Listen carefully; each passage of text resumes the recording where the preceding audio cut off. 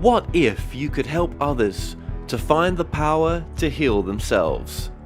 Physically, emotionally, and spiritually. When I started teaching my classes, it was in 2002, and I was just doing the past life regressions and contacting the subconscious part.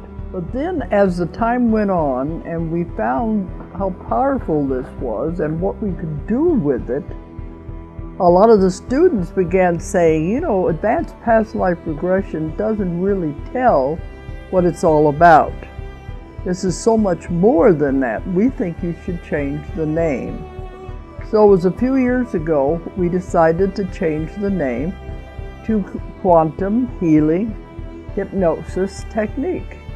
And this is the healing technique that we've now been teaching since 2002, that's 12 years. What if you could time travel with them? Visit mythical places or angelic realms, other worlds, other galaxies. Help others to speak to their higher selves. You can.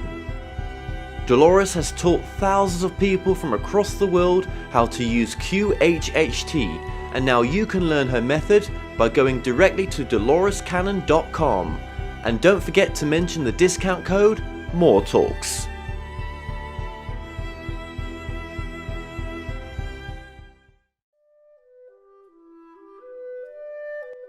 Established over 100 years ago, Watkins Books is one of the world's oldest and leading independent bookshops specializing in esoterica. We have the widest selection of esoteric books in the UK, and our friendly and knowledgeable staff are here to assist you in a unique ambience of our shop. So come and visit us in the heart of London as we're open every day.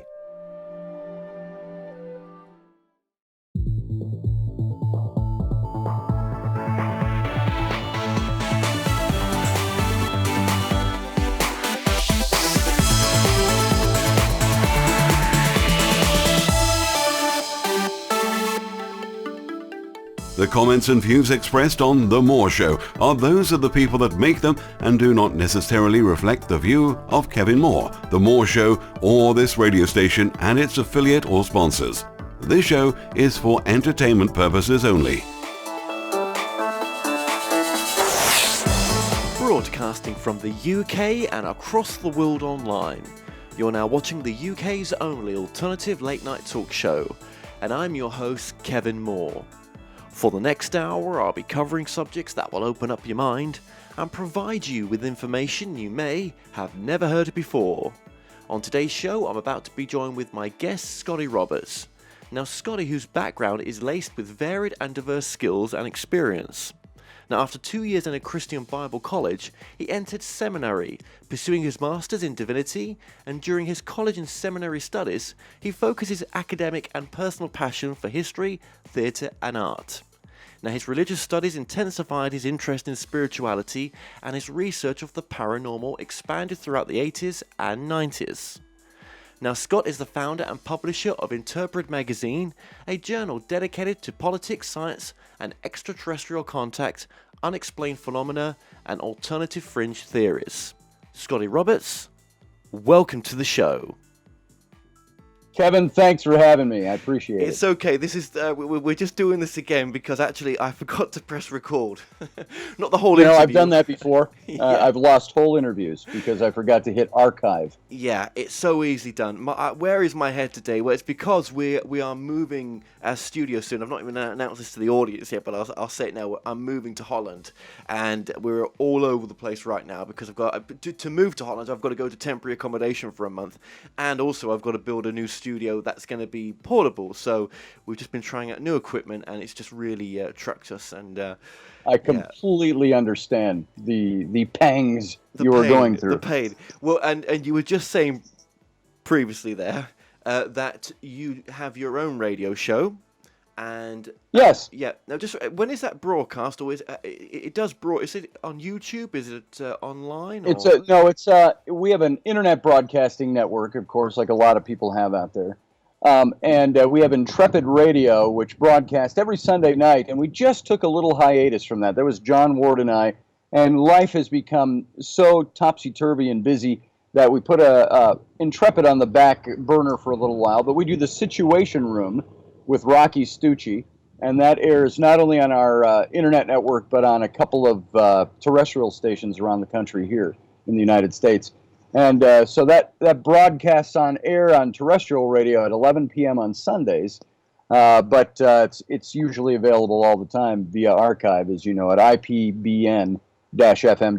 That's our... so we do a couple of different radio shows. It seems we're always busy, always. So we just did a remote the other day where, like you, where you're dealing with new equipment and doing different things, we had to haul all that equipment down to a pub down in southern Minnesota. So I get you. I know where you're coming from with things moving around. I normally love technology, right? But there's sometimes when, you've planned it out and everything else and it just doesn't do what it's supposed to do. It's probably the user fault. It's probably my fault. But yeah. It's, just use this line. Just tell everybody who's listening, this is scintillating live radio, folks. That's so true, man. And you know what? To broadcast the kind of subjects you do as well, in America, I think it's just easier to do that kind of show on a networked radio as well. Over here in the UK and parts of Europe, we're very backwards. Talk radio isn't a big thing, which really sucks. And that's too bad. I've been listening to talk radio probably most of my life. Yes, I love music, but when I'm listening to radio, when I'm working or doing other things, I want to be informed at the same time. And so whether it's listening to a weird show that you could cast as the woo-meistering type of show and alternative and stuff, I like to listen to political talk radio as well. As I like to know what's going on. And right now, as you know from over there, we're having a wild, almost a rodeo of a time with our presidential elections. So it's nice to stay abreast of things. I actually was just speaking to someone earlier on today who went to a Trump rally just to see it just to go experience it. And it was pretty wild apparently. And he's actually quite a jokey person apparently. He's actually quite a funny guy. I think what people miss because of all the political game playing that's out there is Trump is an utter genius. But he's coming in as a man who does not adhere to political ideology. He adheres to the primary business focus of finding and getting results. And that's what he's trying to bring to the table. And he talks like the rest of us talk in private, but go, when we hear it being said in public. And so he doesn't have a lot of filter. He puts his foot in it sometimes, but I think he reflects some pretty good thinking, and they're always wanting to hear what are his policies, and I said just listen to him and go read his website, and you'll get his policies. So I think more than Hillary Clinton, he's a man that could probably do the job very well because he is a political outsider. Well, yeah, and from the amount of people that are actually attending his rallies as well, compared to Clinton's. I mean, look, he's a bit like your Boris Johnson, isn't he? Yeah, he is a little bit. Yeah, I'm not taking any sides here on whether to vote Hillary or Trump. I'm just saying what's going on right now. That's all. And you mentioned right. The political, but people don't tune into this show for the political stuff. And there you go. Yeah, there you go. So sorry, you put a nickel in me or 2 pence in me, and I'll talk for 4 hours. No. Politics, I find it, shut me up. No. I find it fascinating. I really do. Thanks for sharing that. What is your day job? My day job is I'm an illustrator and a designer. I've been in advertising most of my adult life. I started, when I was 17 years old and still in high school, I was the artist for a little print shop. And that just evolved into becoming a creative, an illustrator, designer. I became an art director, creative director in several ad agencies over the last 30 years. And I still do that. I do my illustration work primarily and design work. And then I do write books. I've got a few books out there. My publisher is New Page Books, has published most of my stuff. And so that's what I do for daily. And then we have all kinds of other things. We've done the Paradigm Symposium, a big conference we put on every year. I publish Intrepid Magazine. You can see it at intrepidmag.com. And there's all these things we do under this umbrella.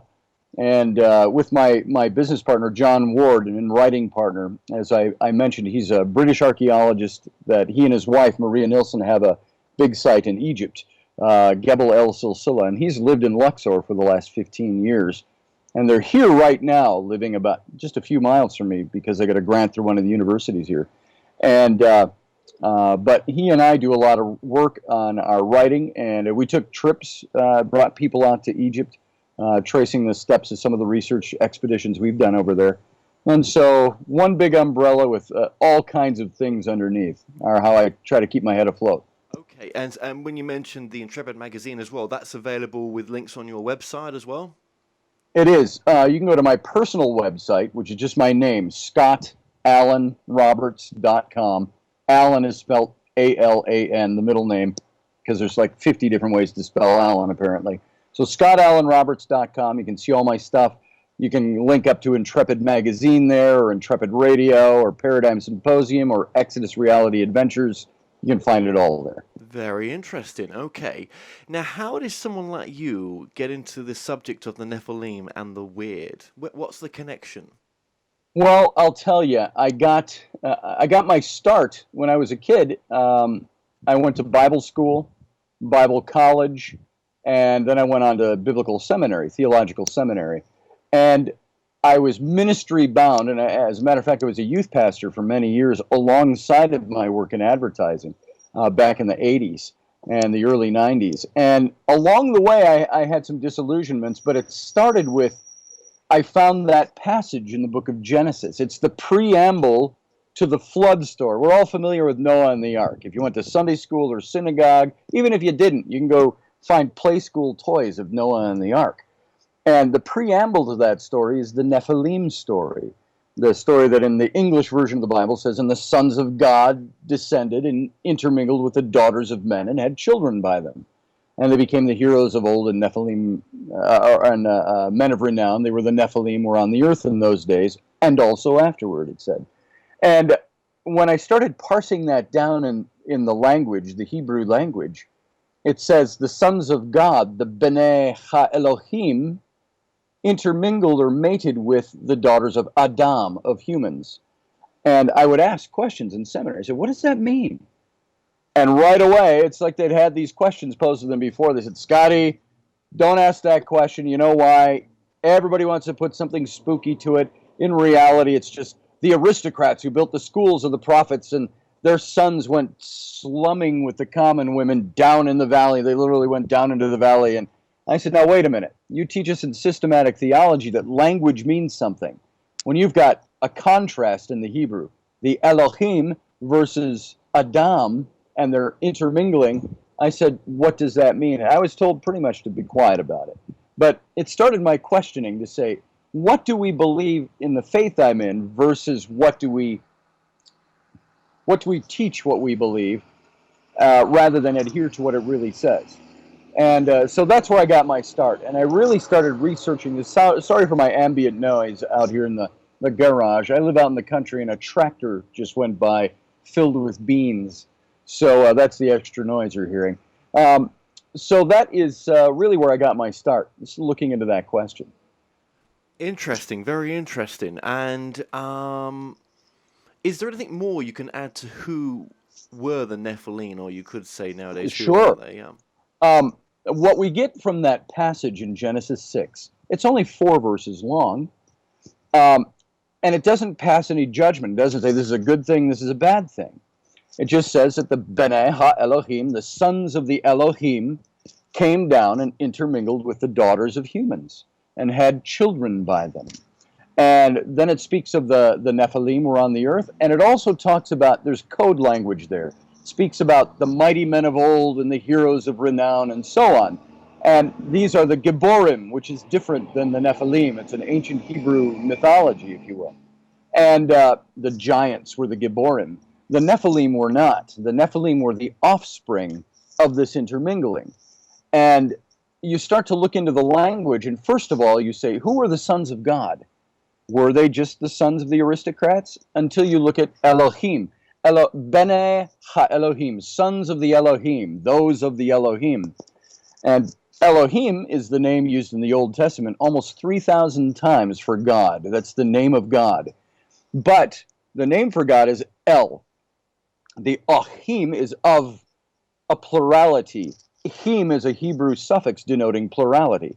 Just, you've got Elohim, you've got Nephilim, that im is plurality. And you look in Judaic studies, rabbinic studies, Christian studies, and you find that Elohim, by definition, means God of or among many gods. It's both a singular and a plural word at once. Elohim, the singular, and Elohim, the plurality. It's best demonstrated if you go to Psalm 82. It says, and God, it says in the English, and God stood in the midst of the gods and said to them, you are all gods, the bright shining princes of heaven. And what it says in the Hebrew, Elohim, singular, stood in the midst of the Elohim, plural. And he, singular, said to them, plural, you are all Elohim, the bright shining princes of heaven. And so you hear some interpretations of that say, well, that doesn't mean a plurality of gods. It means a singular God with a plurality of a multiplicity of power and majesty. Others say, oh, it's the Trinity. But the Trinity is never mentioned there, God the Father, Son, and Holy Spirit. And when this word was used in ancient Hebrew texts, there was no Trinity. The Hebrews did not have a Trinity. And so you look at that word and you say, Elohim, and God himself calls the divine council, as they're known as, or a bunch of other entities, he calls them also Elohim, equating them to himself. So the big question I came out with was, does the Old Testament teach polytheism? And we've just covered that up. Is God, as we know him in the Old Testament, Elohim, is he really the equivalent of like a Zeus to all the minor gods, the Elohim? And then you have the B'nai Ha-Elohim, those who are of the God of many gods, who descended down and intermingled with human women.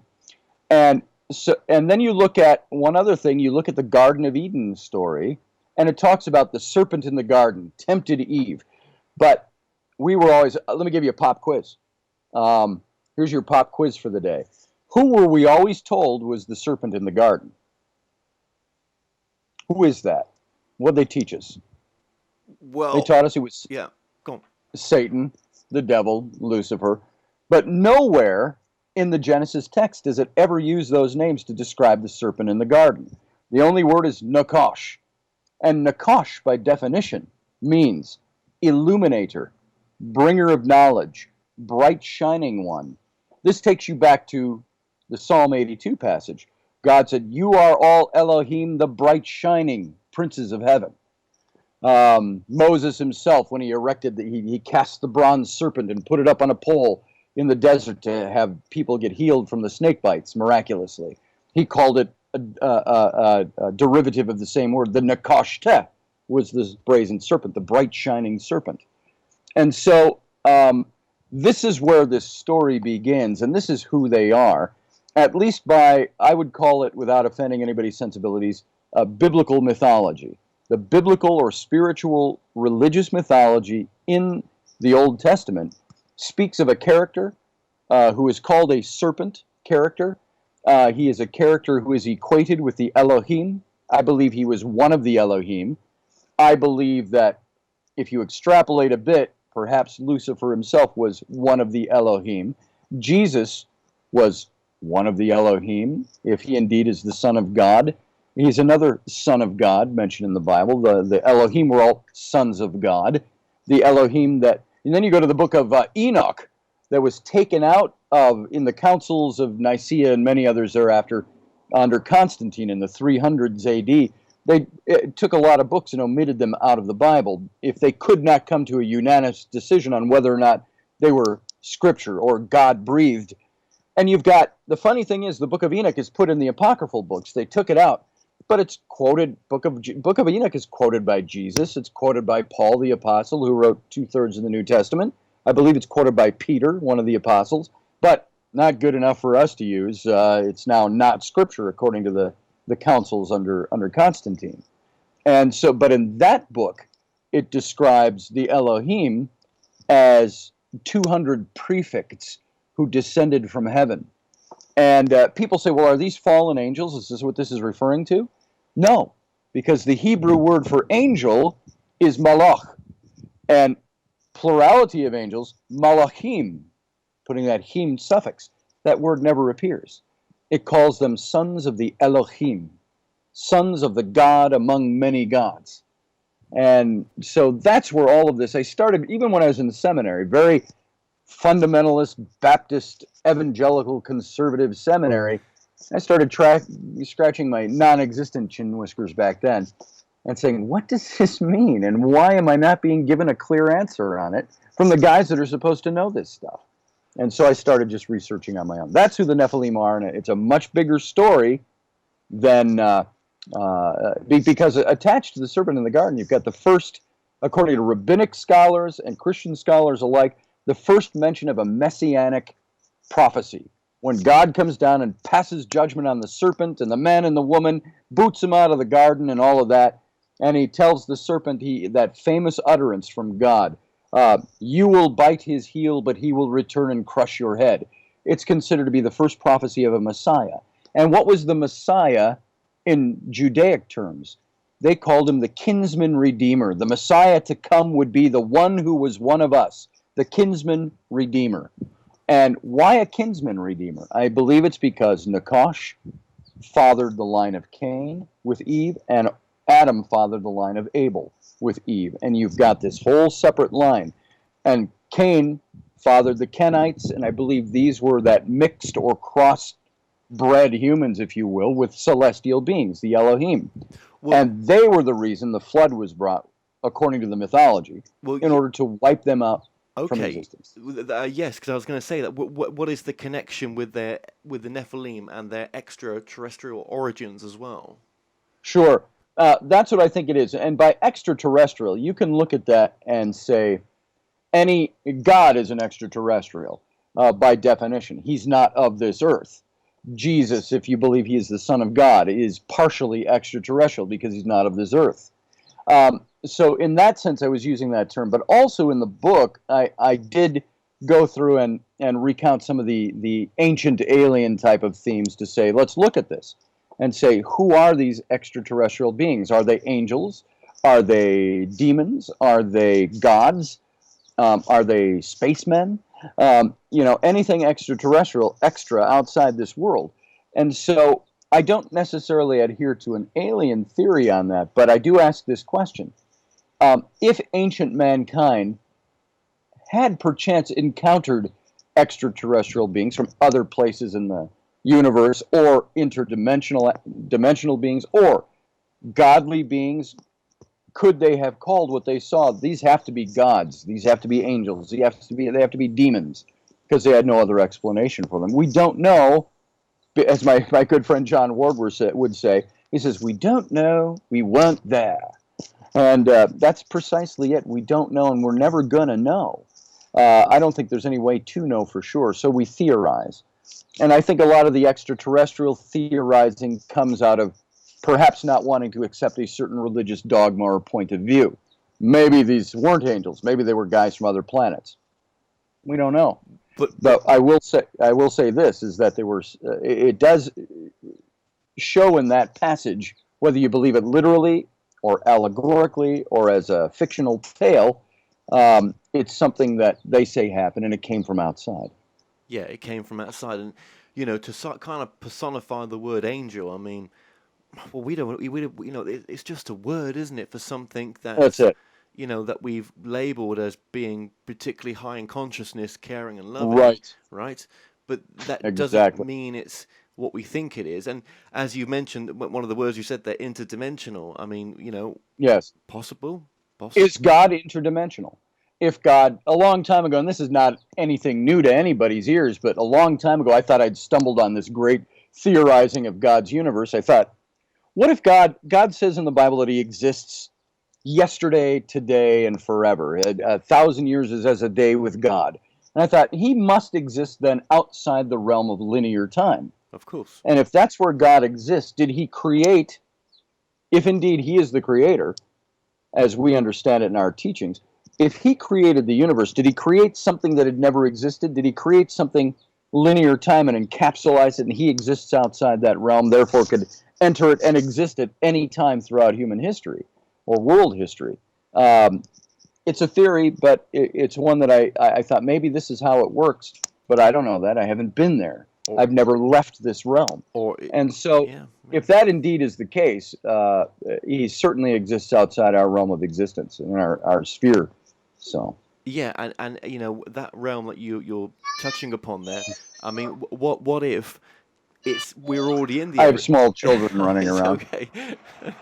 Just chalk it up to ambient noise at Scotty's garage. No, it's cool, man. It's cool. No, I was just gonna say that when we're not. What if we're already in the everything? What if that you talk about that essence of the word God coming in from something else? What if that something else is out there already? It's beyond our understanding. And that's the thing. And I have become, where I was once a devout Christian, I find it hard to say I've thrown out the baby with the bathwater when in regards to my faith issues, but I've more and more become an agnostic, which simply means I have no knowledge. I don't know for sure what is real and what is not real anymore. And so I'm in that agnostic camp, and I have to look at that and I say, does God exist? And you always look up. Is he up? Is he down? Is he over there? Is he in the rock? Is it just a word? Does God exist the way we think he exists? Is he who the biblical text says he was? Is that man-made? Is that man's attempt to describe who we believe the Creator is? Because, we mentioned the Garden of Eden story. You've got that story, which I believe was penned by Moses, who I believe, it's the topic of one of my books. I believe Moses was a real guy in history. Excuse me, and I think he penned that book right around 1400 BC, thereabouts. You go back another 1,500 years to almost 2,000 years, you've got the ancient Sumerian or Mesopotamian culture, and their gods of the Anunnaki, and their gods, Enlil, and Enki, Ea, created mankind, enslaved to them, and Enki, Ea, he operated from Ea's den, or Ea den, and which later in history, you've got Moses writing this story about Eden, not Ea den. He writes about Elohim, El Shaddai, El Elyon, which is a derivative from Enlil or Enlil of the Anunnaki. You've got him writing about Enki, Ea, which is the same base word for Yahweh in the Canaanite culture, which is Jehovah. And all of these things transmitted over 1,500 years of time down into the Canaanite culture. And they borrowed those stories. You've got Enki in the old cuneiform texts with the Anunnaki is being called on by King Atrahasis of the city of Eridu. And he says, come deliver us from the bondage to the gods and to Enlil. What does Enki do? He descends down and he delivers the forbidden knowledge of the gods to men and helps them win in their rebellion against Enlil, the chief god. They win their freedom. For this, Enki, Ea, as he's also known, is cast with all his followers into the subterranean caverns of the earth to dwell forever as a punishment. And then you take that 1,500 years later into Moses' writing. He talks about, what does it say in the cuneiform text with the Anunnaki? They created man to do our work for us, to till our ground, to dig our canals, to mine our resources. In the book of Genesis, God created man and put him in the garden to till the ground and keep it for him. And the name was called Eden. And Enki, in the old story of the Anunnaki, came from Ea's den, or Ea den. And you have the giving of the knowledge with the Elohim coming down, Nakash in the garden, and then Enki coming down to King Atrahasis. And the delivery, and yet two different interpretations. One is rebellion against the gods, which is sin, and creates the fall of man. But that's the story that came from the original story, which was mankind liberating themselves from bondage to the gods. And it's a very interesting comparative study when you do it. So, I don't know where I was even going with that. If you had a question in there, but I do. Yeah, that's what leads to my agnosticism a bit. Is which story came first? Exactly. No, I get you. I really do. Why you would feel that way and why your life's gone that way. I mean, what if these entities that came down here have just passed their truth to us of what their truth was of reality, and it's not really how it is anyway. And so we've adapted their truth, and that's what's caused all these religions in a sense, which has caused division. Exactly. Right. Which causes division. You even got something as simple as talking about perhaps extraterrestrial beings came down and did this. be they gods, as we know God, Jehovah, Elohim, or angels or devils or spacemen, whatever it might be, something changed that, at least in the mythological writings. You look at Cain when he murders his brother, and he's cast out of the garden, and God puts a mark on him, and he leaves and he goes east to the land of Nod, which on the map is an old word. Trust me on this. It's linguistic twisting. Nod is actually ancient Iraq, and he goes east to Iraq, and that land, and he marries a wife, and he builds a city and calls it Enoch, which in the translation of language is actually Iraq, is the word for Enoch, translates into Iraq. And he builds the ancient city. And who did he build a city for? And where did his wife come from? You'll have theologians in a certain train will want to explain that all the way as being, well, obviously because mankind lived longer back then, Cain and Abel may have been hundreds of years old, and there were maybe hundreds of, tens of scores of generations of people bequeathed by Adam and Eve. But the funny thing is that in the text itself, when you get to the story of Cain and Abel, it says there's only 4 people on earth. Adam, Eve, Cain, Abel. They still live in the garden, in the garden region. But then there's a chicken scratch through Abel. Now you got 3. And Cain goes off and marries a woman.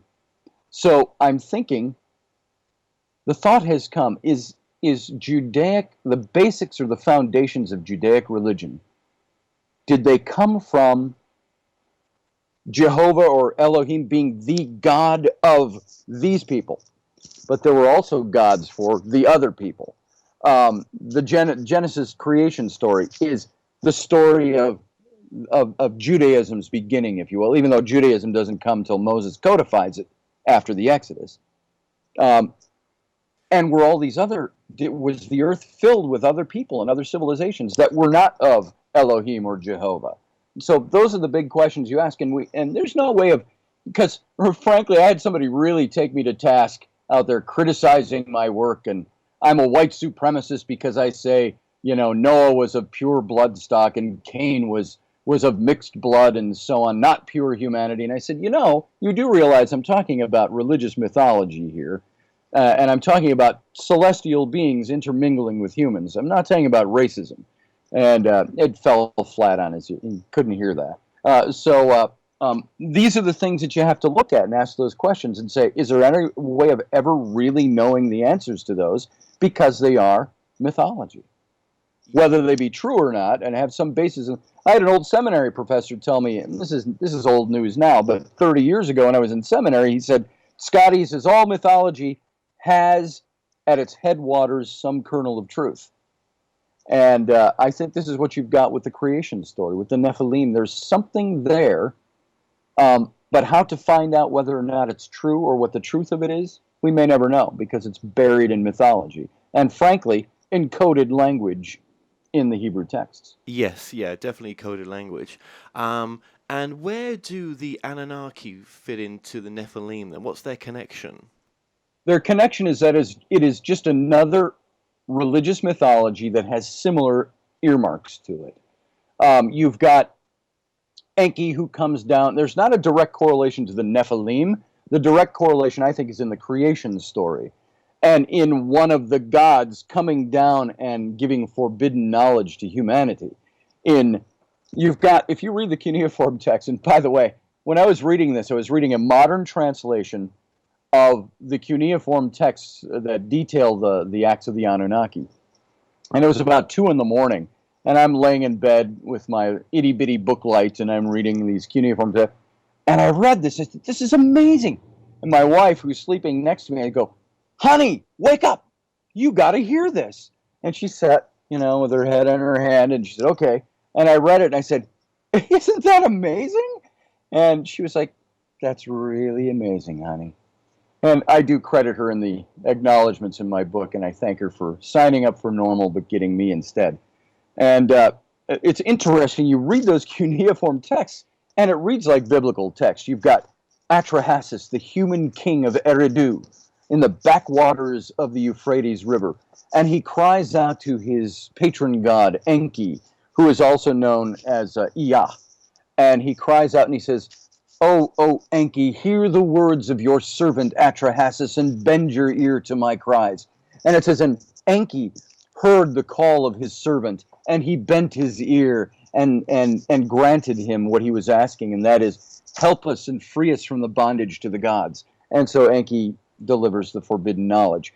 And this is as close as you get to the Nephilim story, in that the Nephilim story is a step further out. It's one of saying that the gods came down and intermingled with the humans.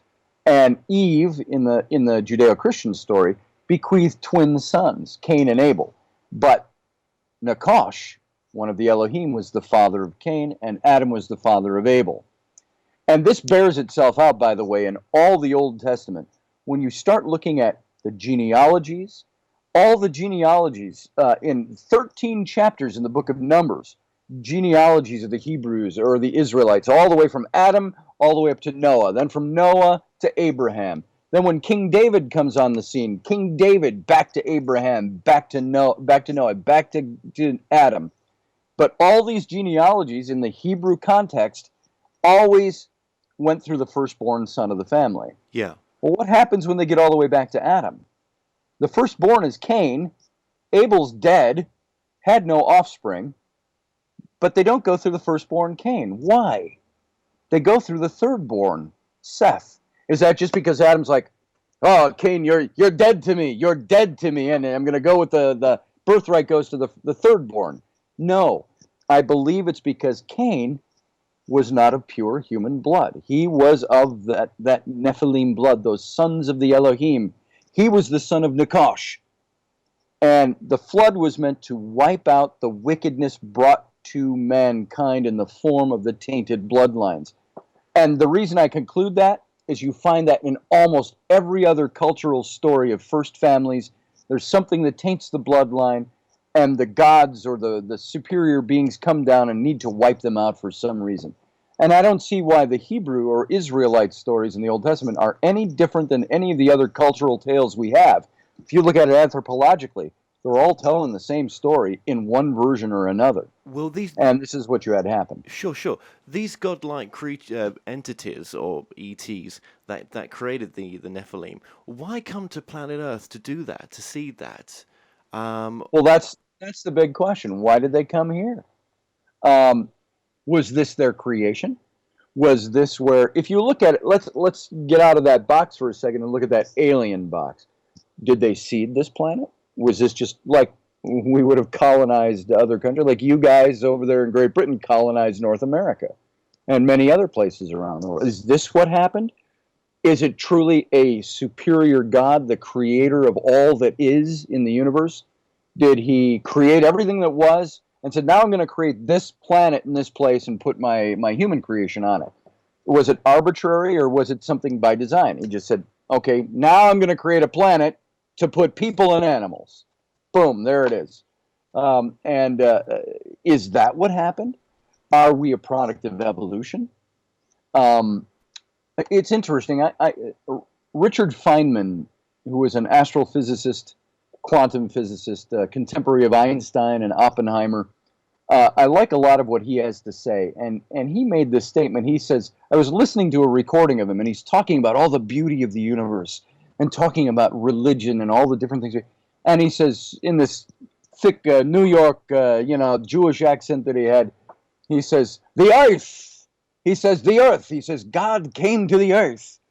And he says, why us? In all the universe did he come here? He says, I find that too colloquial, too provincial, too close on stage to grasp my mind around that. Why this would be the place. And I say the same thing. Did he choose this place? Did we evolve out of nothingness and cellular evolution? And we as humanity, anthropologically, we created our religions, our gods, our angels, our demons, all our mythologies. Is it part of that?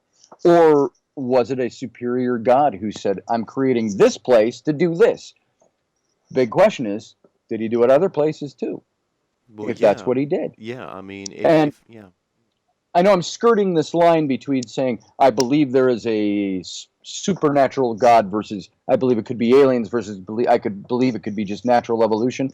I'm not really skirting it at all. I'm saying we don't know. We're trying to, as man does, explain where we are and what we are and who we are. Was this a god? Was it something else? Have we put new definitions on those gods by calling them aliens? I don't know for sure. All we know is that we're here now. Where did we come from? The age-old question is never answered until you accept one of those by faith. Whether it's science, you're believing that by faith, because science isn't the end-all and doesn't prove everything. It says this is how we think by our current understanding of how things work. This is what we believe happened. But in a sense, that's a surrogate for religion, which is what we believed prior to having scientific information. And so this is where we're stuck. Do I believe something by faith alone? Is it a combination of all of the above? I mean, is God mad at me because I think that way? Or is God even there? No, so. or what if whatever came down was just experimenting with spreading consciousness, creating containers for consciousness to evolve into? That's a distinct possibility. And once again, we can adhere to any one of the above we want to, but we've got to adhere to it by saying, yeah, there's all this other stuff, but I'm going to conclude that it's this, and this is where I'm going to camp my faith. Well, some people do that, yeah. And some people do that. And I said it's, in one of my books, I used this illustration, which isn't a perfect illustration, but I said, it's kind of like walking into one of those old grand theaters of the turn of the last century, 100 years ago, with all the chandeliers and the gold proscenium arches and the velvet seats. And I said, you can sit down in one of those in any seat in the house, and you can watch the play that's taking place up on stage.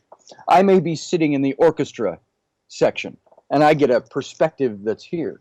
Somebody might be 3 rows behind me and 1 section to the right, and they're going to get that perspective of the stage. Somebody's going to be in the balcony, and they'll get that perspective of the stage, or partially obstructed by a pillar, whatever it might be. Everybody in that theater, whether it's a minute fraction of a difference or a vast difference, are getting a different perspective of what's going up on stage. But does that change the play? No, it just changes their perception of the play. And so I said maybe the key is to be part of the play and not part of the audience. But that's the hard part. How do you get to be part of the play? If we're all watching a play and we get different perspectives on it, is that how it really works? And as far as I can see, maybe. At a time when it was impossible to really have documented evidence of things, yeah? I mean, there was no video vlogs at that time, was there? Let's face it, right? It was the perfect time for something to come and to become a story in time then. Absolutely. And okay, so how far after the the extinction of the dinosaurs do you think this took place then as well? Was there any connection? I have no idea. No. All I know is that our fossil record tells us Jurassic period was 65 million years ago. They say modern man as we know him today didn't really start to emerge until Neanderthal to Cro-Magnon 200 to 300,000 years ago. So dinosaurs. Did they exist in the Bible? If they're 65 million years old, probably not. No, I still... you will have your biblical apologists who will say, though, well, there was probably dinosaurs on the ark, which the ark, if that story is true, 7,000 years ago, maybe. Go ahead. No, I say that because a researcher that came on this show talked about not a meteorite that caused the extinction of them, an actual change in gravity that caused the extinction. I've heard that. Yeah. I've heard the change in gravity. We've all heard the meteorite theory. So what is really true about that? Again, there's division on even the science of that. Well, I say that because if there was giants walking around, I don't know how big these giants were, but if they were and they were connected with the Nephilim, maybe, could have changed. Well, you don't know how big the giants were? Aren't there pictures all over the internet of 36-foot tall skeletons? There are some pictures. That's right. There are some pictures. Yeah. It pull this leg and it plays Jingle Bells.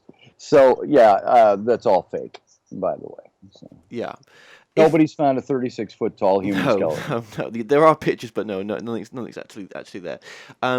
No, I just was crazily trying to connect. Well, was there some sort of shift that happened on planet Earth that killed off the Nephilim and anything else that was around? It's very possible, but what's interesting is that when you read the flood story, which the story of the Nephilim, the sons of God coming down, that's the preamble to the flood story. It does say that the Nephilim were on the earth in those days and also afterward. And you have other references of the Rephaim, the Anakim, the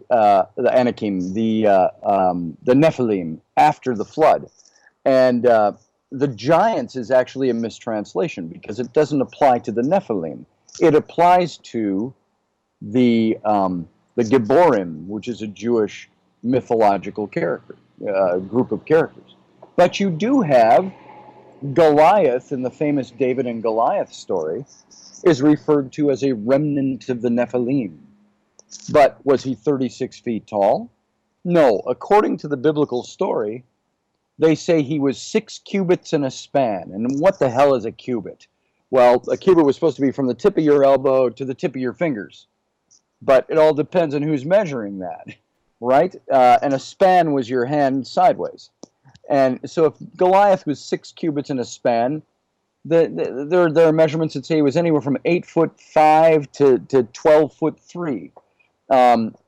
I would say, but then they also include in the description of Goliath that he wore the Philistine helmet, which was a tall bronze helmet with feathers out the top. Were they measuring from the tips of the feathers down to the toes? He could be anywhere from 9 to 12 feet tall. All they say is he's a big guy. He was an intimidating warrior, and David took him out. And then it says, and people don't know this from the story if they don't look for it, David spent the next several years hunting down the 3 brothers of Goliath and killed them all. And they were all remnants of the Nephilim. And so, were they giants? Goliath is said to be a giant. So he's said to be a very big man. I think we've got guys today that are over 9, and there's some famous Chinese basketball player who's over 9 feet tall. Of course, that's sometimes looked at as a disorder. I don't think it was a disorder as much as it was just he was a big guy and probably a remnant of the Rephaim, and which then links you to the giants in the earth. Remember when Moses, when they brought the people to the land of Canaan, the land of flowing with milk and honey, the promised land after the Exodus, 40 years later. Well, actually, it was the same year. And they arrived there and they sent out the spies, Joshua and Caleb. And they came back and said, there's giants in the land. They will make us look like grasshoppers compared to them. Did that mean 36-foot tall giants? I don't know. So there is some confusion in the translation, confusion in transliteration as to who these beings really were. The Gibborim were definitely giants, but they were separate from the Nephilim. So we don't know for sure. And that's the problem we run into, is having such limited data on it. Yep. And no real archaeological evidence to support it. No. But do you think that bloodline in the Nephilim lives on now, though? I think it's very possible. Again, it's not something I can prove. I don't think it's something any scientific researcher tries to prove. I don't think my doctor is going to ask me, Scotty, do you have any Nephilim blood in you? Oh, you're Rh negative. Perhaps you are reptilian. When they discovered Rh negative blood types back in the 50s, everybody wants to attribute the doctors as saying this is reptilian blood. They didn't say that.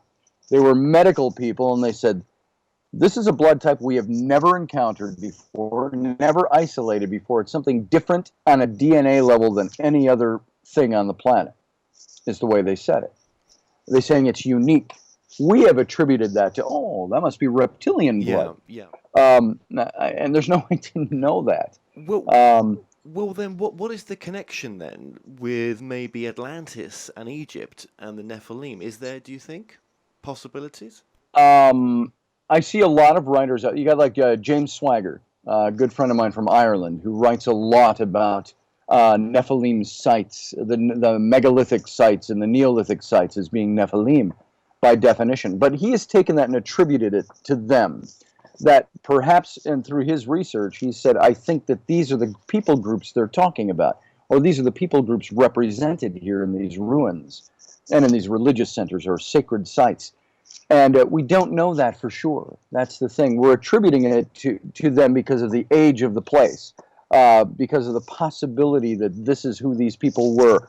You take one of the mythologies that I mentioned in the book that's comparative to the Nephilim is the Tuatha De Danann, the children of the goddess, or the children of the Danu. And the Tuatha, of course, are attributed to be the fairy folk nowadays in Ireland. And who were the Tuatha? They were, according to the Leinster book, the name of it's escaping my mind for the moment. They talk about these mythological beings that descended down. They were tall, bright, shining characters who went to war and then lost the wars, and they were pushed back and receded into the hollow hills, and they became known as the Fae, or the fairy folk. This is why I think, of all people, J.R.R. Tolkien had a handle on that mythology. How did he paint the fairy folk in his stories? They were tall, elegant, shining characters. I think it comes from that mythology. He had his finger on the pulse of the mythology, I believe. So this is where some of that connection is that the beings who are attributed, the Tuatha, or the Tua, are responsible for some of these sites, they believe, and that's linked, of course, to a parallel to the Nephilim story. So the question is obviously asked, are these the Nephilim? It's one culture's version of them, I do believe. So in a short answer, yes. Okay, so it's possible then that yeah, and I mean, okay, we hear stories of the of Atlantis being technologically advanced. We have no understanding of why the pyramids were built as such No. still. Yet there's many theories out there. Do you think the Nephilim were quite advanced in a sense, or? Again, there's no way to really know that. Archaeology is what we have to look to. We do have things where we say, look, we found this old star map chiseled into a piece of stone that represents something that they wouldn't have known back then, the position of stars and so on. I say, well, if they're technologically advanced enough to see that stuff and know it, why aren't they technologically advanced to make paper and ink? Why are they still carving it into a rock? So there are questions that are left unanswered like that. Were they a technological civilization or not? We don't know for sure. All we know is that by the archaeological record, the only technologically advanced civilizations we find are technologically advanced for their day and age. Were the Egyptians, in building the pyramids, in building those great temples, were they technologically advanced? Yeah, but by the standards of their day. So I don't know that there is anything beyond speculative theory that would state that there is an Atlantis that was technologically advanced. We don't know that. We have the stories of Plato. Plato doesn't say they were flying around in airships or anything. He just described who they were.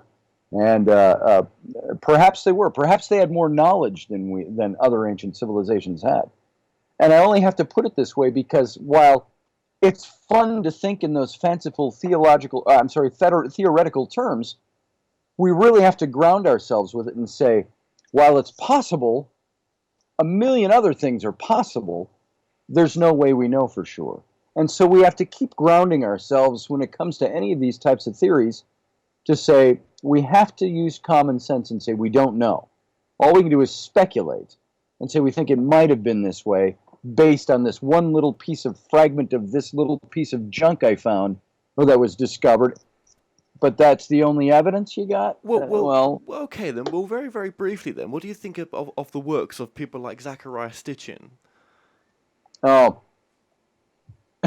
I talk about Zecharia Sitchin in both of my books on the Nephilim and the reptilians. And I say, I do give him this. I say, he may have been onto something. But at the same time, I look at the faults in his scholarship, where he mistranslates words, or he plugs his own translation of ancient Mesopotamian words to translate into something, where that's not what the word means at all. He's extrapolated all kinds of other information to create what he thinks it actually meant.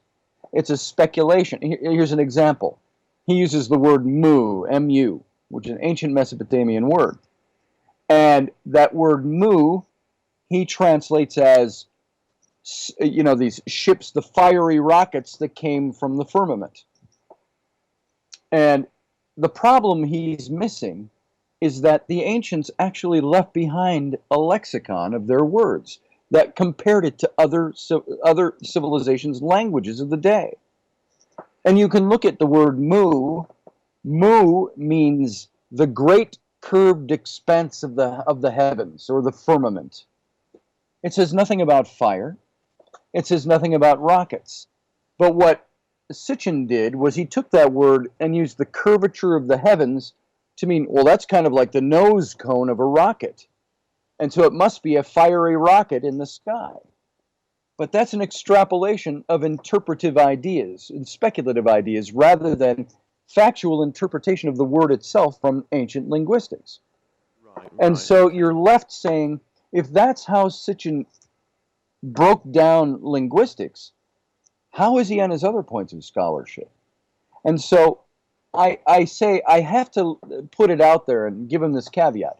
He's done a lot of writing on these topics, and he's drawn that information from lots of different sources and inferences from archaeological finds. So I think Sitchin may have been onto something, may have had something going there, but I fault him on his scholarship and say, if your scholarship is faulty, does that make your theories faulty? If I took a word in trying to write about the Exodus and I mistranslated an Egyptian word and think it meant this, it's like, for instance, there's the El Arish stone that's been discovered in recent decades. And it's a stone that has this old mythological tale that seems to parallel the Exodus story. And it dates from back at the time. They think the queen mentioned may have been at Shepsut. They think, and they seem to be able to plug things in, but there's a couple of archaeological hieroglyphic symbols. It shows the wavy lines stacked, which indicates water or the sea. And then right after that, or before that, it shows two diagonal lines with a little glyph going off on the side, which indicate knives or cutting. And so you put the cutting together with the sea, it's the parting or the cutting, the dividing of the sea. And so does that mean, literally, that God came down and parted the Red Sea? Does that mean it was a geographic or a natural event where the sea parted because the strong east winds blew off the Negev and it left some dry surfaces, which is something that happens in that period, that region? And so for me to come out and say implicitly that God came down and parted the Red Sea waters because this hieroglyphic shows two knives dividing the waters of the sea. No, that's not a conclusion. That is an interpretation. All the hieroglyph says is that the waters were divided. No. And that could be any number of... so this is what Sitchin does. Yeah, well, I think.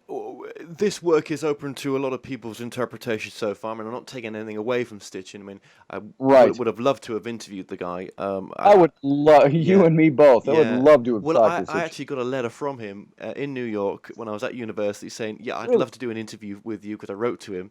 And of course, I left it too late, just a few months, and obviously he got ill and passed away. So greatest regret that was, and a few others as well.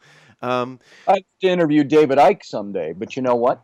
He may not ever want to interview me after what I wrote about him. You might find I said the same thing about David Icke. I said kudos to him for some of the things he teaches, but when he gets into the reptilian thing and all the Merovingian stuff and the British monarchy, did you know your queen is a reptilian, according to David Icke? I don't know that I believe that. I think he stretches it a bit too far. Well, he's talking about the bloodline, isn't he? Yeah, that's right. Well, you know what? I'm sure David would come onto your show if you when you're back up and running, which won't be too. I would treat him with all due respect. Of course you would. I never try to degrade anybody for what they say. Well, he's coming over. He's coming but over I want to to, understand where he's coming from. yeah, he's coming over to America in the next month. He's got Oh. a world tour, isn't he? So he'll be over in Los Angeles and New York and maybe somewhere else. All right. Yeah. Not a stone's throw from here. Yeah. 2,000 miles away still. Gosh, yeah. Well, America's so big, isn't it? Yeah, it's so vast. Yeah, I'm up in the North Central. So. Right. Well, I love America. I can't wait to Me too. call it my home one day, which I will do. Conversely, I love Great Britain. I've been over there I tell you several what, times. you give me your visa, I'll give you mine, and we'll There you go. Let's just do a little trade. Yeah, we'll be okay. If only it was that easy. Yeah. Well, look, where does looking into this work? What does it do for you looking into this work, as in the nature of reality?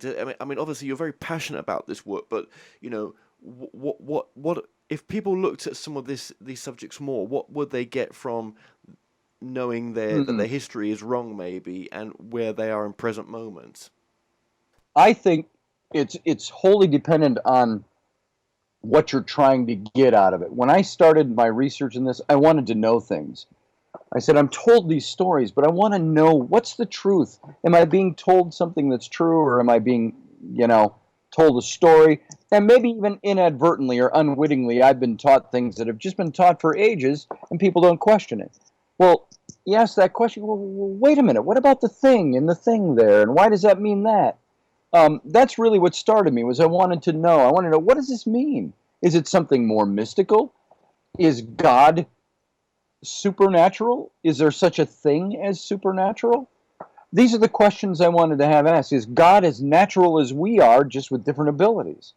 So I wanted to know. That was really my initial drive, was wanting to know. And also, it's curiosity.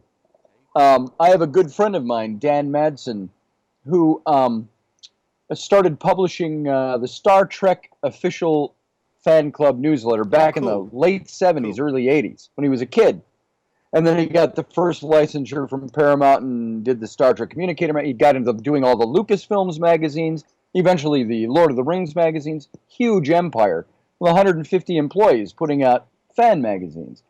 And I introduced him as a speaker once, and I said, Dan started out like all of us who are these theorists and these people who do this research. We all started at the same place. We were curious. We wanted to know the answers. And Dan just took his in a different direction. He went in a fanzine entertainment field, but he still has all these raging questions, and so do I. I want to know where I came from.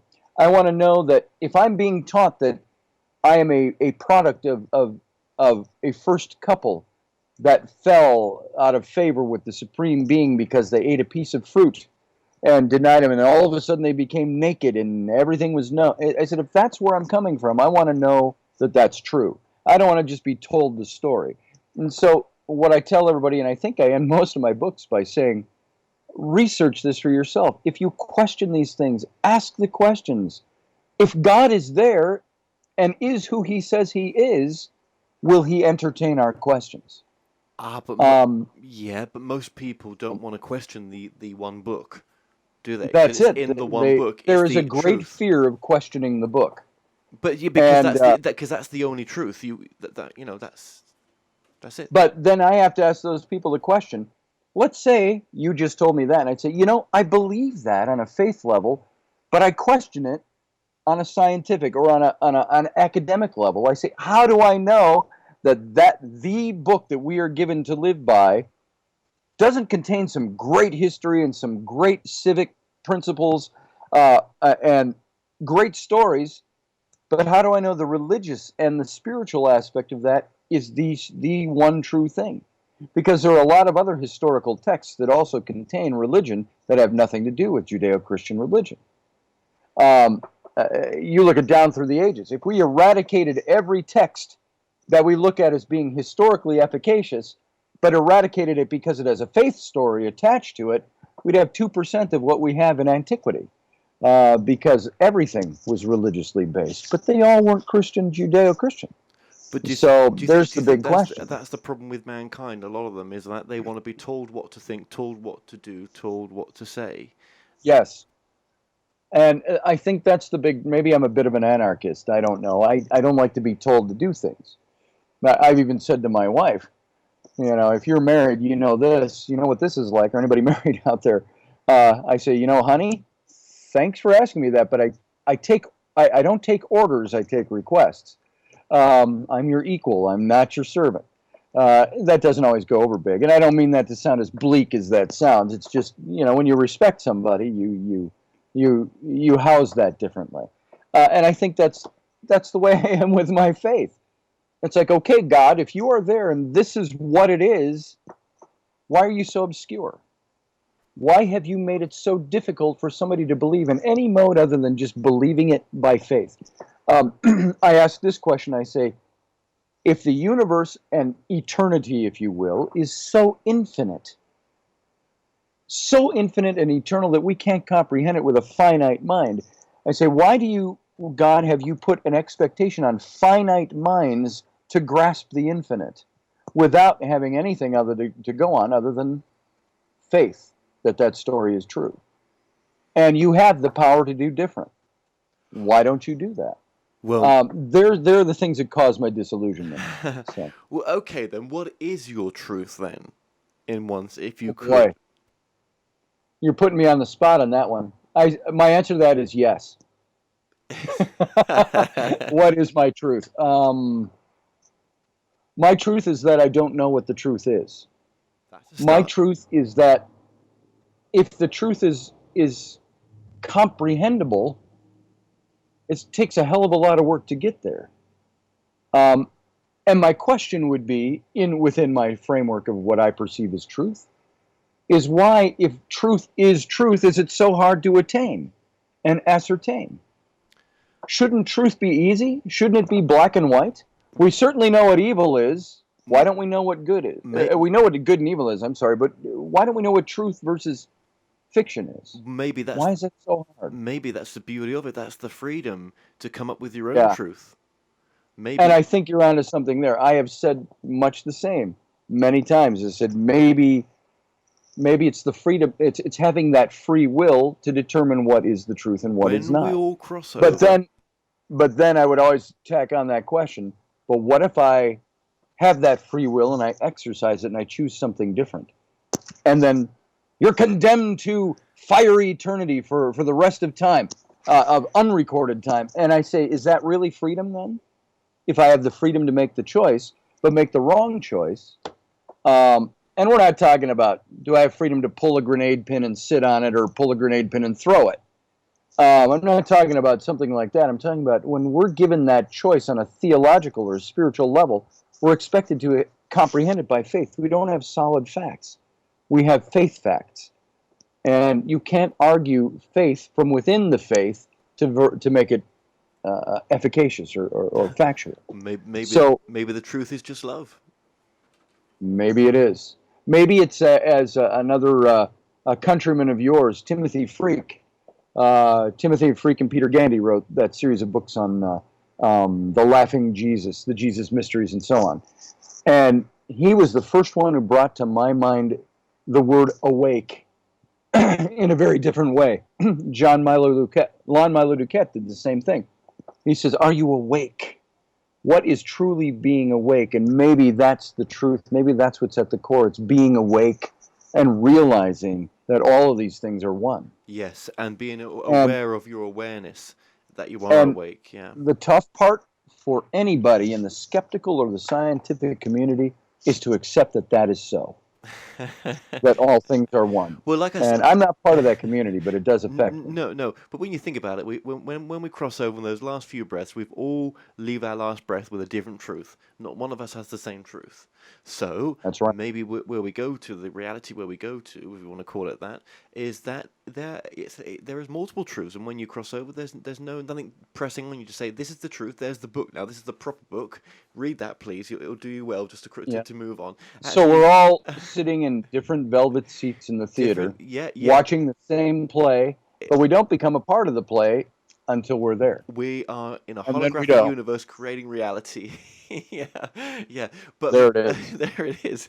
And maybe what came down in time, forgotten, or as Star Wars says, a long time ago in a galaxy far, far away, what came down was just something having a bit of an experiment with us, or or Right. on its own journey to try to figure out its truth. And in doing that, it's created this.